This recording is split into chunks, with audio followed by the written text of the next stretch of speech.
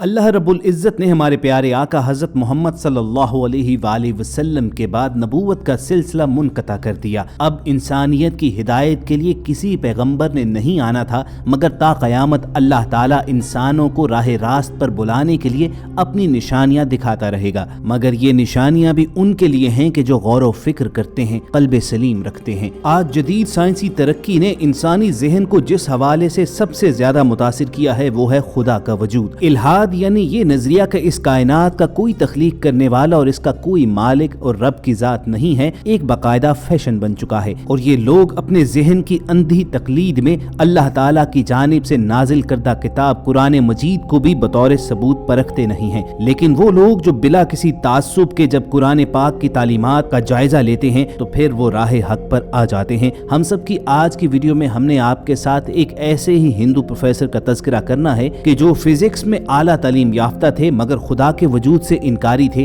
مسلم علماء حتیٰ کہ ذاکر نائک جیسے عالم کے لیکچرز نے بھی انہیں متاثر نہ کیا اور وہ اپنی راہ پر قائم رہے، مگر پھر ایک مسلمان سبزی فروش نے ایسی بات انہیں ایک دن کہی کہ وہ اللہ کے وجود پر ایمان لے آئے۔ مگر دوستو، تفصیلات میں جانے سے پہلے آپ ریڈ بٹن پر کلک کر کے اور بیل آئیکن کو پریس کر کے ہم سب کے سبسکرائبر ضرور بنیے تاکہ ایسی تاریخی، معلوماتی اور اسلامی ویڈیوز آپ کی روزمرہ زندگی کا حصہ بنی رہیں۔ دوستو، ڈاکٹر ہریش کمار فزکس میں پی ایچ ڈی کے بعد انڈیا کی ایک اہم یونیورسٹی میں بطور لیکچرر پوسٹ ہوئے۔ وہ ہندو دھرم سے تو پہلے ہی متنفر تھے۔ 1986 میں لندن میں دوران تعلیم اسٹیفن ہاکنگز کے لیکچرز اور کتابوں سے ایسے متاثر ہوئے کہ اللہ کے وجود کا ہی انکار کر دیا اور ایسے منکر بنے کہ بڑے بڑے مسلم، عیسائی اور یہودی علماء سے بھرپور مباحثہ کیا کرتے تھے، یہاں تک کہ ڈاکٹر ذاکر نائک بھی انہیں قائل نہ کر سکے۔ ڈاکٹر صاحب خود بتاتے ہیں کہ یہ 2005 کے دن کی بات ہے کہ چھٹی کے دن ایک صبح مسلم سبزی فروش نے میرے گھر کی بیل بجائی۔ میں گزشتہ 20 سال سے اسی سے سبزی خرید رہا تھا۔ وہ ایک انتہائی جذباتی قسم کا مسلمان تھا اور خدا کے بارے میں میرے نظریات سے واقف بھی تھا اور اس حوالے سے مجھ سے بحث بھی کرتا رہتا تھا۔ اس دن حسب معمول میں نے اسے چائے کی آفر کی تو اس نے قبول کر لی۔ پھر خدا اور اللہ کے وجود پر دوبارہ بحث شروع کر دی گئی۔ 30 منٹ کی گفتگو سے مجھے معلوم ہوا کہ وہ ایک سیدھا سادہ مسلمان ہے جو 5 وقت نماز پڑھتا ہے اور ایسی فلسفیانہ بحث کرنے کے لیے اس کے پاس کوئی علم نہیں ہے، مگر اس کا اخلاق انتہائی شاندار تھا۔ وہ نہایت صاف گو اور ایماندار شخص تھا،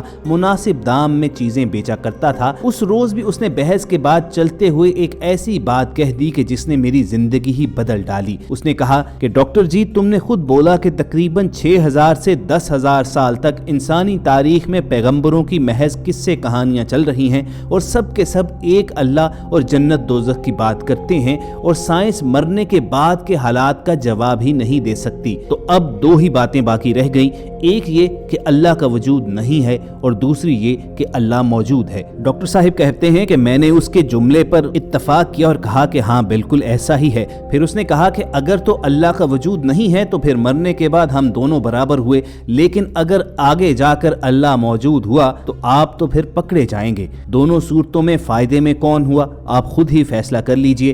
اس لیے بہتر یہ ہے کہ اللہ کو مان لیا جائے اور اس کے کہنے پر چلیں کہ اگر مرنے کے بعد وہ موجود ہوا تو کم از کم سزا تو نہ ملے گی۔ ڈاکٹر صاحب کہتے ہیں کہ میں نے ساری زندگی لیکچرز دیے، مباحثے کیے، لیکچرز سنے، علماء کی باتیں سنی، ان کی دلیلیں سنی، مگر اس طرح کی سادہ دلیل آج تک کسی نے میرے سامنے نہیں رکھی تھی کہ دونوں صورتوں میں اللہ کو ماننے والا ہی فائدے میں رہے گا۔ قصہ مختصر یہ کہ اس سوچ کے بعد اگلا سوال یہ ذہن میں آیا کہ کون سا آسمانی مذہب بہتر ہے۔ مذاہب کا علم تو مجھے پہلے ہی کافی تھا کیونکہ میں انہیں جھوٹا ثابت کرنے کے لیے سائنس کی کسوٹی پر انہیں پرکھا کرتا تھا۔ ڈاکٹر صاحب کہتے ہیں کہ میں نے ذاکر نائک صاحب کے لیکچرز میں دوبارہ سے دلچسپی لینا شروع کی اور ایک لیکچر میں انہوں نے کہا کہ 1400 برس سے پورا قرآن مجید حرف بحرف بالکل وہی ہے اور آج تک سائنس اس کے کسی دعوے کو جھٹلا نہیں سکی ہے۔ میں نے ان کی یہ بات سنی تو انگلینڈ میں ایک کرسچن مشنری ادارے سے اس کی تحقیقات کی تو سب نے اس بات کی تصدیق کی کہ واقعتاً 14 صدیوں سے قرآن مجید میں ایک لفظ کی بھی تحریف نہیں ہوئی ہے۔ ڈاکٹر صاحب کہتے ہیں کہ بس اسی ایک بات پر اسلام نے میرے دل میں گھر کر لیا اور آج مجھے اور میرے پورے خاندان کو مسلمان ہوئے 15 برس ہو چکے ہیں۔ اس وقت میری 3 بیٹیاں حافظ قرآن ہیں اور اللہ کریم نے میری زندگی محض ایک سادہ سے سبزی فروش عبدالاحد کی وجہ سے بدل ڈالی۔ اس سبزی والے عبدالاحد سے دوبارہ میری کبھی ملاقات نہ ہو سکی،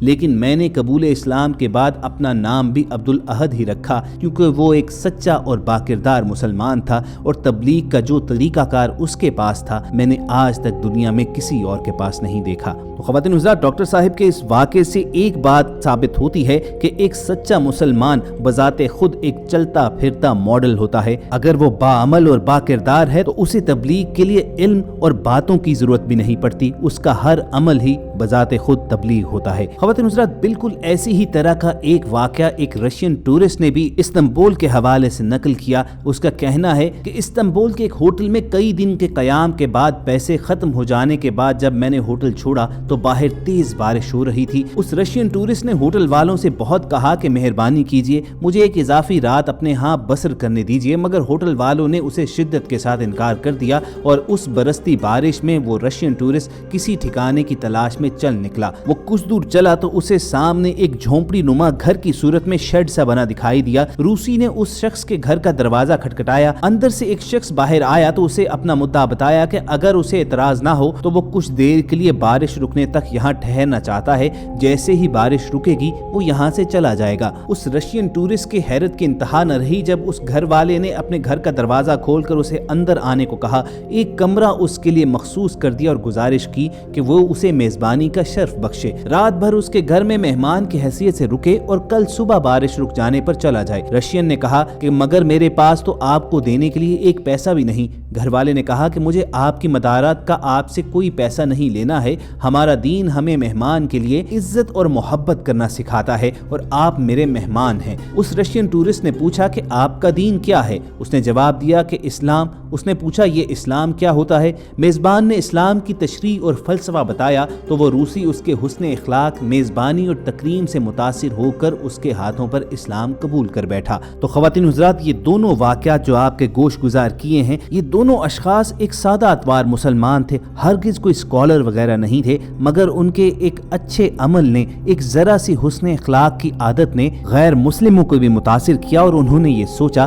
कि जिस दीन के पैरोकार इस कदर खूबसूरत सोच वाले हैं तो वो दीन और उस दीन को लाने वाला पैगंबर कितना खूबसूरत होगा। सरकार दो आलम सल्लल्लाहु अलैहि वसल्लम का इरशाद मुबारक है कि मोमिन के इखलाक से ज्यादा कोई भी वजनी चीज क़यामत वाले दिन उसके मीज़ान पर नहीं होगी। इसी तरह आप सल्लल्लाहु अलैहि वसल्लम के एक और फरमान का मफहूम है कि मुस्कुराहट भी सदका है। तो क्यों ना आज ही के दिन से हम तहैया करें कि हम अपने इखलाक को बेहतर करेंगे, लोगों से मुस्कुरा कर मिला करेंगे, लोगों के साथ हुस्ने सलूक से पेश आएंगे। याद रखिए कि तबलीग महज ये नहीं है कि आप इल्म हासिल करें, किताबें याद कर लें और लोगों के साथ मुबाहिसे करके उन्हें दलीलें देकर उन्हें हारने पर मजबूर करें, बल्कि एक बाकिरदार और बाअमल मुसलमान अपने हर एक्शन से चलता फिरता मुबल्लिग होता है। उम्मीद करते हैं कि हम सब का ये नुक्ता आपकी ज़रूर समझ में आ गया होगा। अगर आप इस नज़रिए से इत्तफाक रखते हैं तो इस वीडियो को लाइक करके फेसबुक और व्हाट्सएप के जरिए दूसरे लोगों के साथ शेयर भी कीजिए और ऐसी ही खूबसूरत वीडियोस फ्यूचर में हासिल करने के लिए आप रेड बटन पर क्लिक करके और बेल आइकॉन को प्रेस करके हम सबके सब्सक्राइबर्स बन जाइए। बहुत जल्द दोबारा मुलाकात होगी। अपना और इर्द गिर्द के लोगों का ख्याल रखिए